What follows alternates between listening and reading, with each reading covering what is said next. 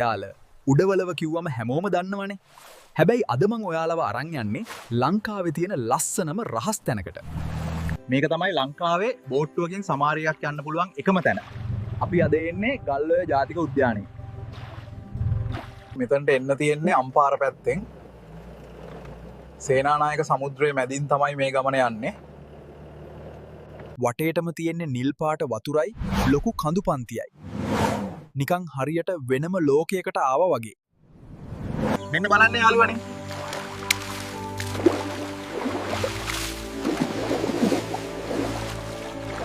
දැන් අලි රංචුවක්ම ඉන්නවා වතුරයිනේ.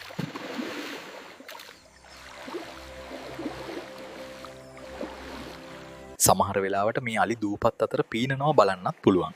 ඒක නම් ඇත්තටම දුර්ලභ දර්ශනයක්. ජීවිතේටම අමතක වෙන්නේ නැති අත්දැකීමක් මේක. ඔයාලත් නිස්කලංක තැනක වනජීවී අත්දැකීමක් ගන්න කැමති නම් අනිවාර්යයෙන්ම ගල්ඔය පැත්තේ එන්න. වීඩියෝ එක ලස්සනයි නම් ලයික් එකක් දාලා channel එක subscribe කරන්න අමතක කරන්න එපා.